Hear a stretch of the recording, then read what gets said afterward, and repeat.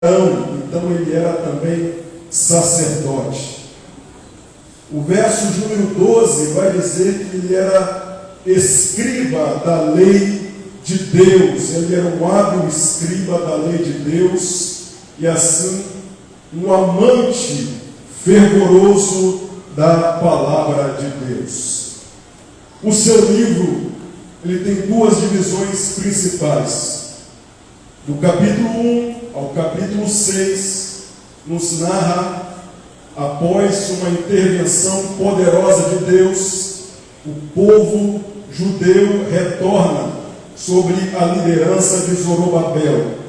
E ali eles reconstroem o templo que havia ali estado em ruínas.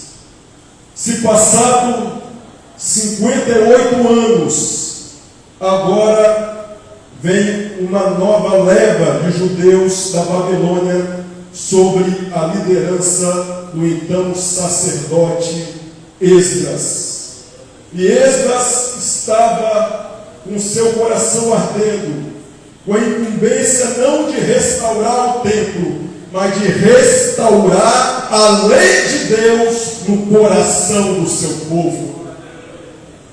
Então Esdras, ele é para nós um modelo para todos os que se dedicam a estudar, a obedecer e a ensinar a palavra de Deus. Esdras, irmãos, ele cria que a lei fora dada pelo próprio Deus através do seu servo Moisés ao seu povo. Esdras, ele cria, ele tinha convicção que a lei de Deus fora dada pelo próprio Deus por intermédio de Moisés ao seu povo. Então ela tinha autoridade máxima sobre o povo de Deus. E hoje, nós como igreja, temos que continuar crendo como Esdras, que este livro sagrado, ele é a inerrante, a infalível, a eterna, a inspirada palavra de Deus. Aleluia! Nós estamos vivendo tempos difíceis, irmãos. Eu estava estudando ontem que ali na Alemanha, cerca de 250 anos atrás, surgiu um movimento chamado teólogos liberais, teologia liberal. Estes não creem nos milagres registrados na palavra de Deus. Para eles, Jesus andar por sobre o mar, isso nunca aconteceu. Para eles, Jesus multiplicar pães, nunca aconteceu. Eles chegam a negar a base principal da fé cristã, que é a ressurreição de Cristo.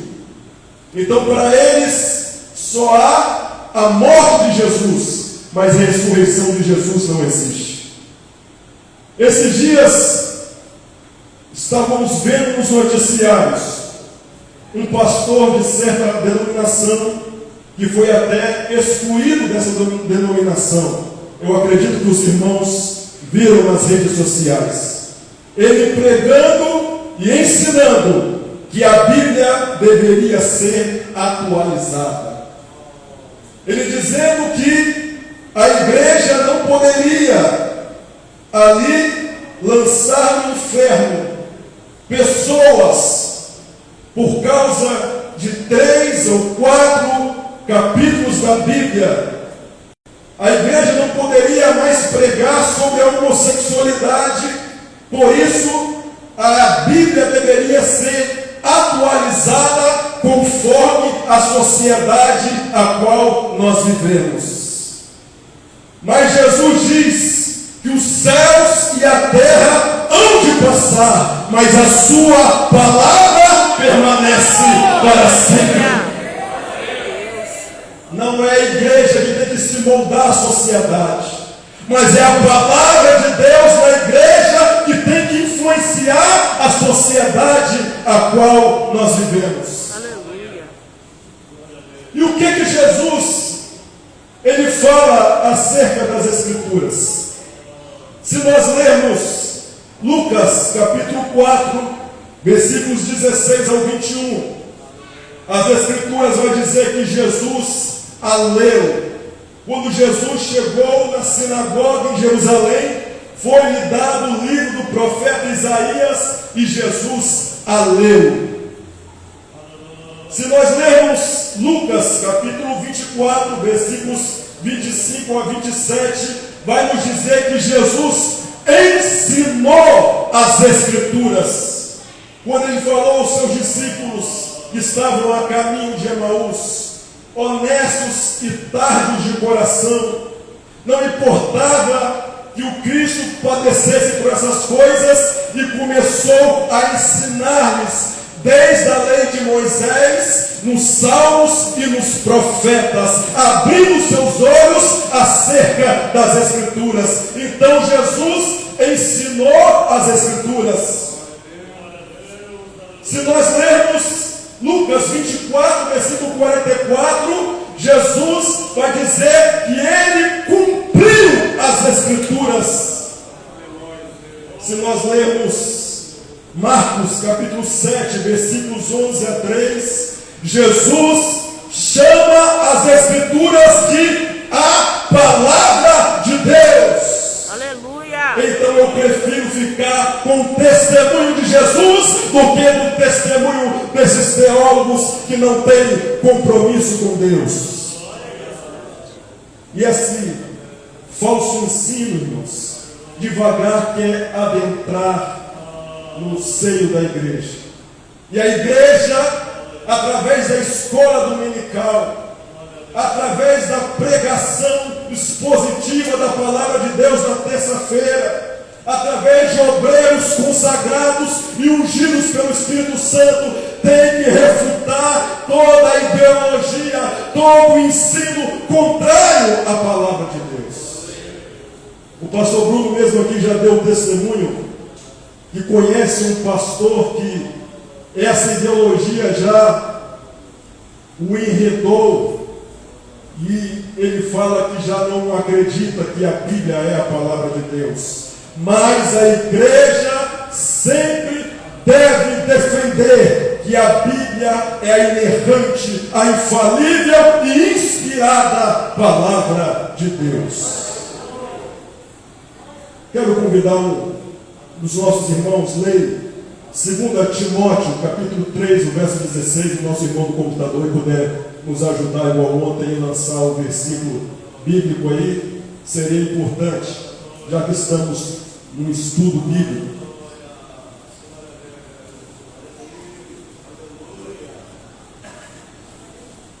Segunda Timóteo 3, versículo 16, para a glória de Deus, texto que eu acredito que todos os irmãos já conhecem de cor.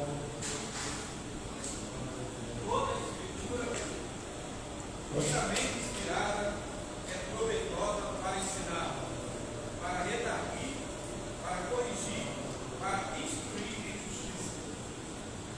Toda escritura inspirada. Essa palavra inspirada, no grego, vem de duas palavras: Theos, Deus, e pneu, respirar. Sendo assim, significa inspirado, respirado pelo próprio Deus. Então a Bíblia é a própria vida, a Bíblia é a própria palavra de Deus, inspirada pelo Espírito Santo. Glória a Deus.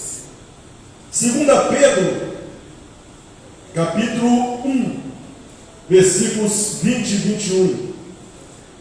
Alguém pode ler para nós aí, por favor? Vou colocar aí.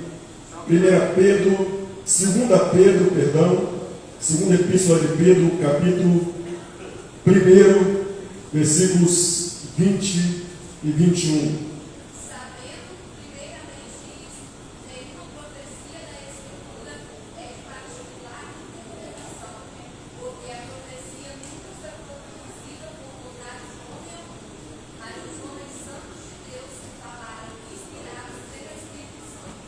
Amém?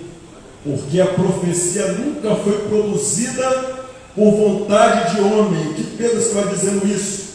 Que a inspiração da palavra de Deus não é por raciocínio humano, não é por ideias, né? O profeta Isaías não acordou de manhã e falou assim: não, hoje eu quero profetizar. Não!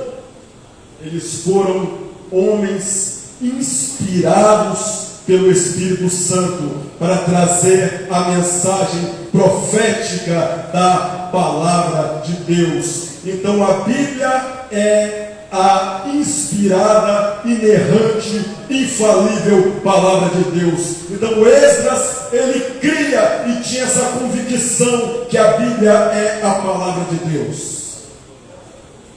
Então, adentrando nestes 3 verbos que estão contidos a temática do nosso congresso, nos diz que primeiro Esdras buscou a lei do Senhor. Buscar significa estudar a palavra de Deus. Isso requer tempo, isso requer dedicação, isso requer disciplina. Porque para ensinar algo a alguém, antes nós temos que receber da parte de Deus. Muitas vezes você já ouviu pregadores subir em cima de púlpitos e dizer: eu não tenho nada para oferecer à igreja. Já viu isso? Eu não tenho nada para oferecer, mas Jesus está aqui para dar à igreja. Não, irmãos. Se você não tiver nada para oferecer, não suba em cima do púlpito para pregar a palavra de Deus. Se você não tiver nada para oferecer, não assuma uma escola dominical como professor. O apóstolo Paulo diz: o que eu recebi do Senhor, eu também vos entreguei. Glória a Deus. Então você recebe de Deus na sua casa, estudando, se esmerando na palavra de Deus. Então Deus vai usar aquilo que você recebeu dele e para compartilhar com a igreja do Senhor. Glória a Deus. Aleluia. O apóstolo Paulo, escrevendo aos Romanos, no capítulo 12, o verso 7, falando acerca dos dons, ele diz: se é ensino, que haja dedicação a ensinar. É isso mesmo, pastor? Se é ensino, o seu dom, que haja dedicação a ensinar. É algo que não pode acontecer. Um professor de escola dominical assumir uma aula sem ter estudado a lição, sem ter se esmerado na lição. Muitas vezes o professor ele espera para a última hora preparar a sua lição, e muitas vezes traz uma mensagem, um estudo, não de qualidade para a igreja do Senhor. A igreja do Senhor, ela merece o estudo de qualidade. Então quem é professor da escola dominical tem que se dedicar ao ensino da palavra de Deus. E o aluno também da escola dominical, ele tem que estudar a lição, ele tem que chegar pela manhã com a sua dúvida e trazer essa dúvida ao professor da escola dominical, e assim as aulas serão bem mais frutíferas do que ele chegar na lição com a sua revista em branco, sem nenhum risquinho, mostrando assim que ele passou uma semana sem colocar a mão na revista de escola dominical. Então, quando todos nós nos dedicamos a buscar a lei do Senhor, em aprender a lei do Senhor, a igreja com certeza será edificada cada vez mais pela palavra de Deus. O Evangelho de João, no capítulo 5, versículo 39, Jesus diz: examinai as Escrituras, pois são elas que de mim testificam, e caberá ter nelas a vida eterna. Um dia eu ouvi uma frase de um certo pastor que ele dizia que os tesouros mais valiosos da palavra de Deus não estão na superfície. Você tem que cavar, você tem que ter tempo, você tem que ter dedicação, você tem que pagar um preço para encontrar os tesouros mais profundos da palavra de Deus. Glória a Deus. Então, busque a lei de Deus, busque o conhecimento da palavra de Deus para a sua vida, e assim você será uma bênção na presença de Deus. Eu lembro de uma frase do nosso pastor há muito tempo, que ele dizia que dificilmente casos, pode acontecer, mas dificilmente um crente, aluno assíduo da escola dominical, um crente assíduo dos cultos de ensino da terça-feira, ele dá escândalo e dá trabalho para o seu pastor. O crente fundamentado na palavra de Deus é o crente que ele sempre procura dar bom testemunho de cristão para onde ele vai, porque a sua vida é moldada pela palavra de Deus. Porque não é aquilo que eu acho, não é aquilo que eu penso que transforma a igreja. Jesus, na sua oração sacerdotal, no Evangelho de João, no capítulo 17, versículo 17, ele diz: Pai, santifica-os na verdade, a tua palavra é a verdade. Glória a Deus. É a palavra de Deus que santifica a igreja. Glória a É a Deus. palavra de Deus que edifica a igreja. É a palavra de Deus que alimenta a igreja de Glória a Jesus. Deus. Aleluia. Glória a Deus. Então, além de buscar, ele fala de cumprir a palavra de Deus. Eu aprendi aqui, o pastor até já falou aqui, na terça-feira, o nosso pastor, no nosso ensino aqui de terça, ele disse que um dos pecados, ou o maior pecado, combatido pelos profetas do Antigo Testamento, era a idolatria. Você vai ver nas páginas do Antigo Testamento os profetas combatendo a idolatria como o maior pecado em Israel. E no Novo Testamento, um dos pecados mais combatidos pelo Senhor Jesus e pelos apóstolos era a hipocrisia.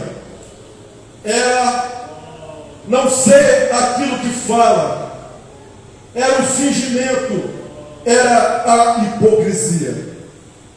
O apóstolo Paulo, escrevendo a sua epístola ao jovem obreiro Timóteo, vou pedir para alguém ler para nós aí, 1 Timóteo 4, versículo 12, olha o que ele fala para o jovem Timóteo. Quem puder achar aí, leia para nós. A tua mocidade, mas ser o exemplo dos fiéis na palavra, no trato, na caridade, no espírito, na fé, na pureza. Ninguém despreze a tua mocidade. Paulo falando ao jovem Timóteo. Mas ser exemplo dos fiéis. Primeira qualidade do obreiro. Paulo está dizendo, você ainda é muito jovem, mas a igreja vai te respeitar quando você ser o exemplo dos fiéis. Aleluia. Então nós temos que viver a palavra de Deus. Paulo está dizendo, Timóteo, seja o modelo dos fiéis. Timóteo, ser o exemplo dos fiéis.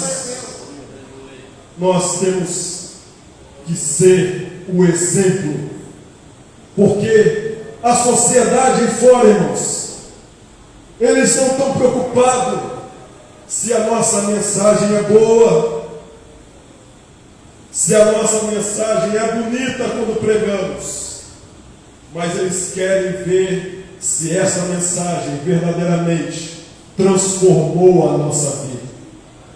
Porque o que vai trazer impacto lá no seu trabalho, onde você está, não é muitas vezes aquilo que você fala. O que vai impactar na escola onde você estuda, não é muitas vezes aquilo que você fala, ou com seus vizinhos, mas o que vai impactar a sociedade é uma vida transformada pela palavra de Deus.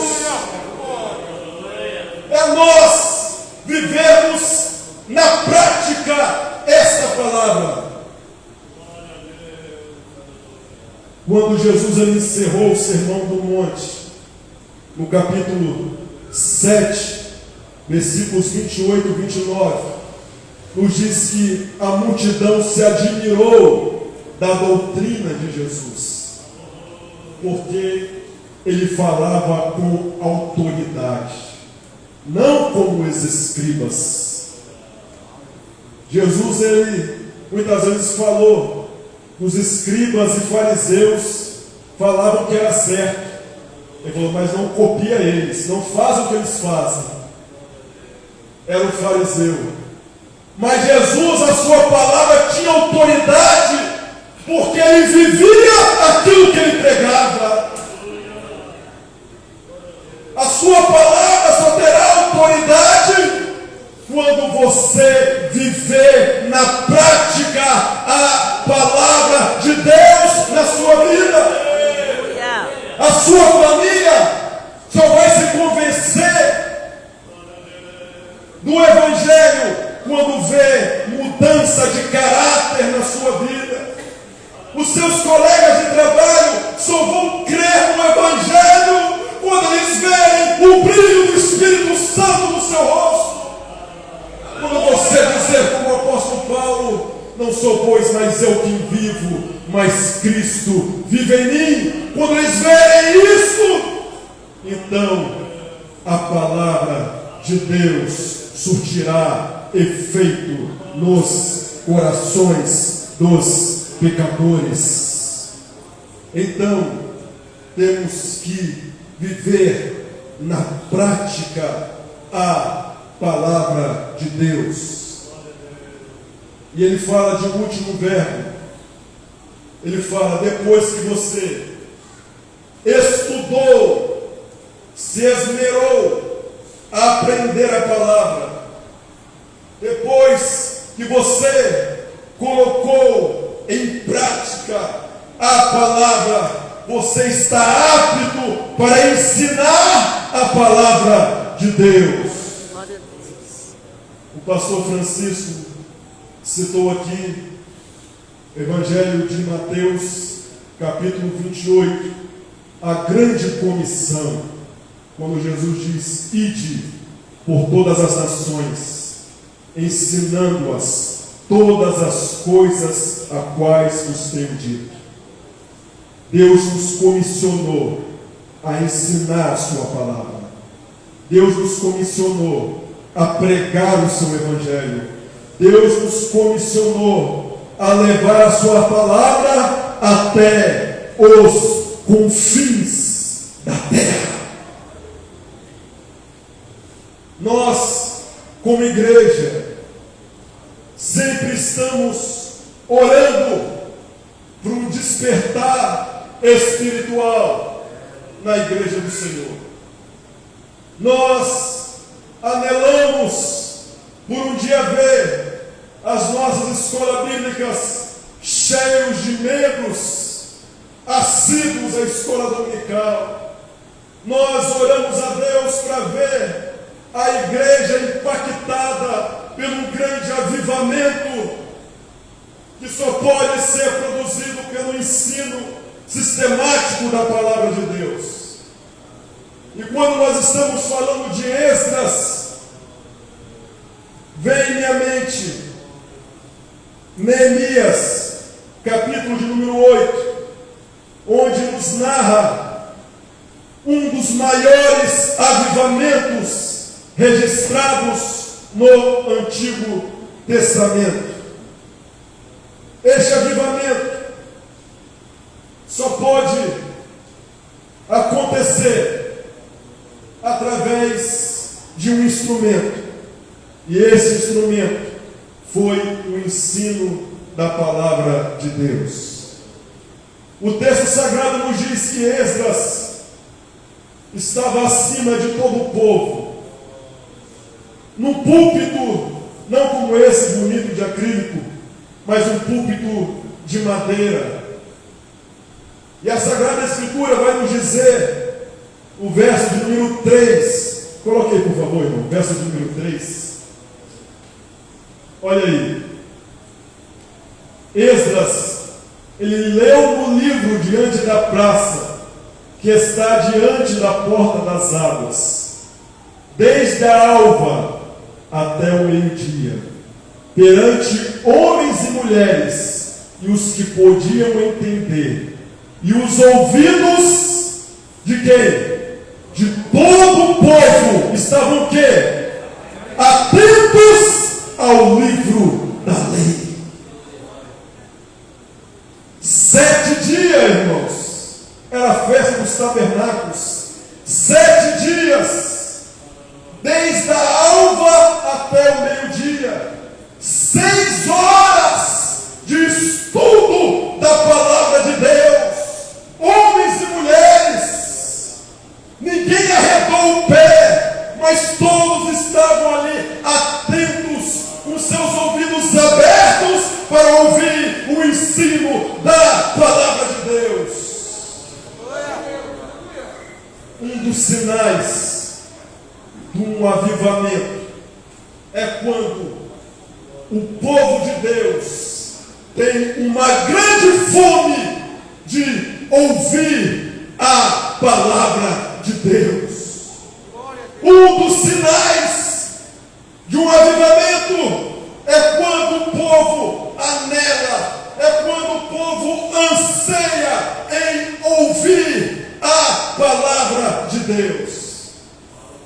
Quando nós chegamos numa escola dominical e vemos bancos vazios, quando nós vemos um congresso como esse na noite de ontem, que foi preparado com tanto carinho e tanto esforço, e nós vemos que a maioria dos nossos membros preferiram ficar em casa e não vieram aqui, nós vemos que há algo errado com a espiritualidade. Quando muitos preferem trocar a escola dominical para estar em uma praia, não que isso seja errado, mas quando nós deixamos de priorizar a palavra de Deus, isso mostra que algo está errado conosco. Nós precisamos de urgentemente pedir um avivamento, nós voltarmos de todo o nosso coração à palavra de Deus, porque o ensino de Esdras trouxe o povo ao retorno para a palavra de Deus. Porque avivamento não é o plantar bananeira aqui, não. Avivamento não é o falar meia dúzia, obrigado, de línguas estranhas aqui, não. Mas o avivamento é o retorno do povo de Deus, além de Deus e a palavra de Deus. Glória a Deus. E a Bíblia vai dizer os resultados do ensino da palavra. A Bíblia vai dizer que os judeus, eles ficaram cativos 70 anos. Muitos ali já não conheciam a sua língua paterna, o hebraico. Então ali, Esdras, junto com um grupo de obreiros, eles traduziam a mensagem do hebraico para o aramaico, que era a língua que eles sabiam. E quando o povo entendeu os sentidos da palavra, o povo se alegrou. Então, irmãos, nós como professores e pregadores da palavra de Deus, o maior resultado da nossa pregação é quando o povo entende a palavra de Deus, entende a mensagem pregada. Glória a Deus. O que adianta falar assim, o culto foi uma maravilha, o culto foi uma bênção. O que o pregador pregou? Eu não sei que foi poder puro. Não. Quando você sai daqui e entende a mensagem da palavra, aquela palavra começa, não, eu tenho que mudar, tem que haver mudança em mim. Aí sim a palavra teve resultado na minha e na sua vida. Se você crê, levante a sua mão e adore e glorifique o nome de Jesus. E a Bíblia vai dizer, irmãos, que outro resultado do ensino da palavra através de Esdras, que o povo, nos diz aqui o verso número 9, porque todo o povo chorava ouvindo as palavras de Deus. Todo o povo chorava. O povo entendeu que o motivo do cativeiro deles foi porque eles abandonaram a lei de Deus.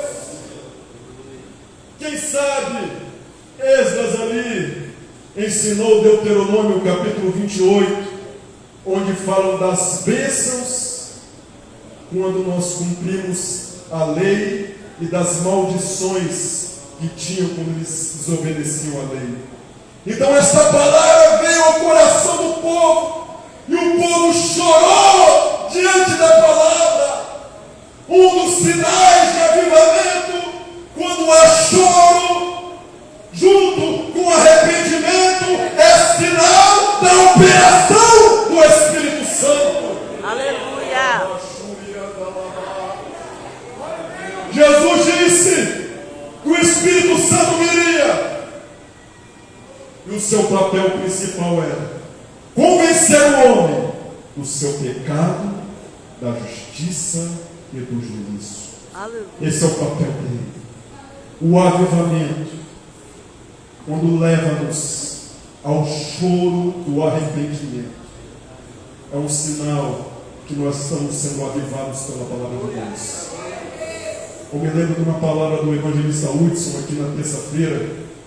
Ele dizia que quando há disciplina de membros da igreja, muitas vezes a pessoa vem aqui pedir perdão, ele pede perdão com aquele olho seco, né, Hudson? Aquele olho seco, né?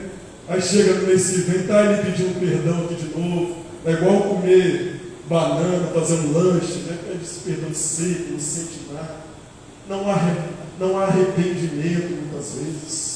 Não há um quebrantamento quando ferimos a lei de Deus. Aquele povo chorou amargamente, como Pedro, quando negou Jesus, chorou amargamente pelos seus erros, pelos seus pecados, e o Espírito Santo os transformou. Quando há choro, arrependimento, há perdão de Deus. Aleluia. Quando há choro, arrependimento, a bênção de Deus volta na vida do cristão. Então eles se voltaram para Deus de todo o seu coração. E houve o que? 9, versículo 2 de Neemias.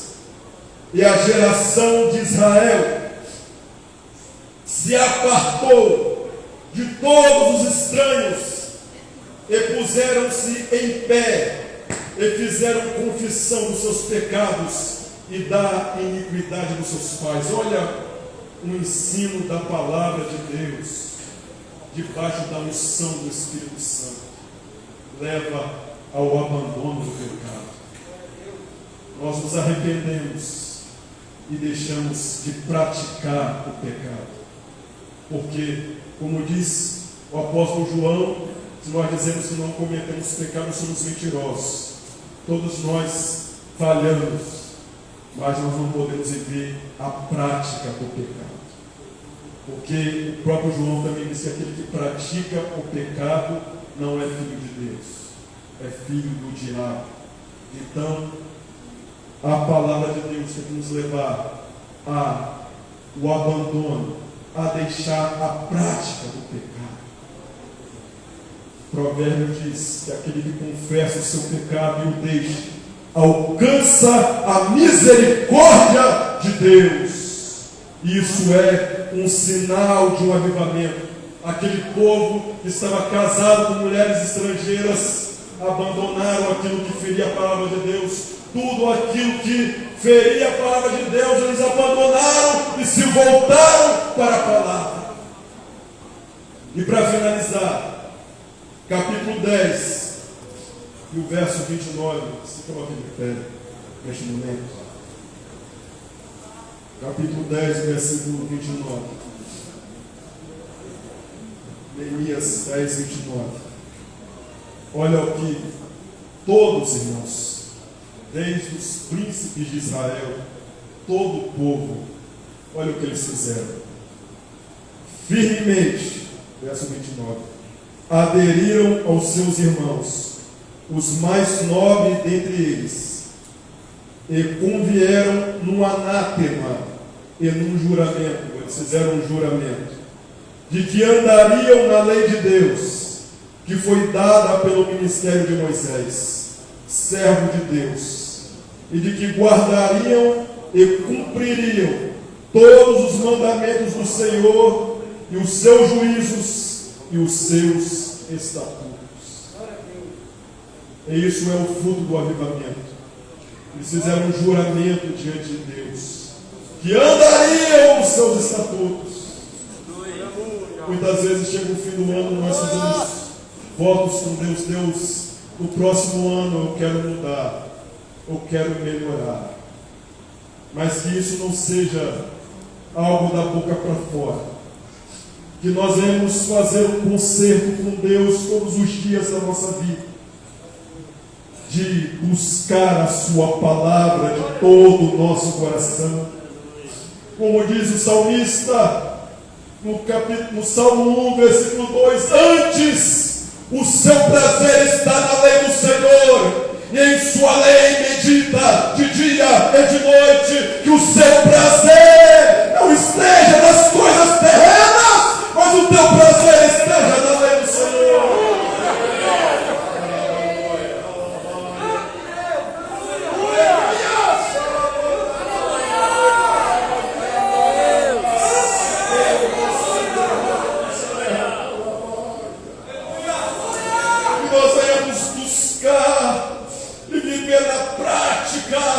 A palavra de Deus todos os dias na nossa vida, e nós vamos construir a nossa vida na rocha de viver na prática a palavra de Deus, e que nós vamos sair daqui tão impactados pela glória de Deus que será derramada, está sendo derramada aqui neste congresso. Nós não podemos sair daqui da forma que entramos, de maneira nenhuma. Mas se nós saímos aqui impactados, como foi pregado aqui, que o Senhor unge a nossa cabeça com óleo, e o nosso cálice venha transbordar na presença de Deus, a ponto de nós chegarmos para alguém e o nosso coração queimar, arder, e nós não conseguimos deixar ele sair da nossa presença sem ensinar a ele a lei de Deus e a palavra de Deus. Glória a Deus, aleluia. Oh Espírito Santo da verdade. Aleluia, glória a Deus.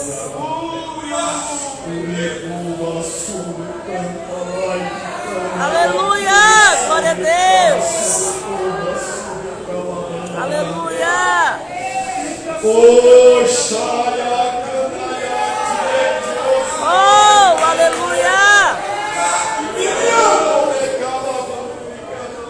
Oh, aleluia. Glória a Deus.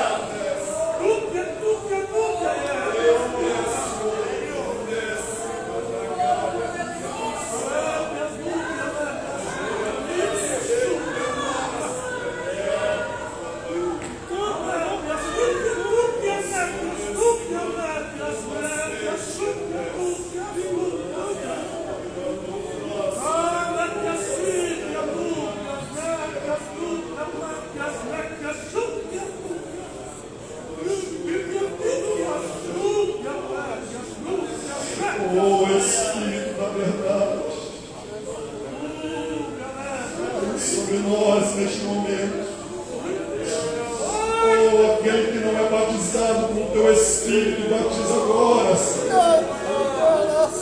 Aquele que há tempo não sente o renovo do teu Espírito, sinta agora, aí na sua vida. Seja cheio da palavra, seja cheio do Espírito para incendiar o mundo na presença de Deus. Senhor, eu oro pelos alunos da escola dominical. Dá-nos graça a cada dia, Senhor, para termos cada dia mais fome e sede da Tua palavra. Abençoa, Senhor, cada professor, cada superintendente de escola bíblica. Abençoa o Teu povo, Senhor. Derrama sobre nós a Tua graça. Nós clamamos a Ti nesta manhã, no nome de Jesus. No nome de Jesus. Amém. Que Deus abençoe todos os irmãos. Agradeço a Deus, né, pela essa oportunidade que foi nos dada. Deus em Cristo Jesus vai continuar abençoando essa igreja, né, cada dia mais, no nome de Jesus.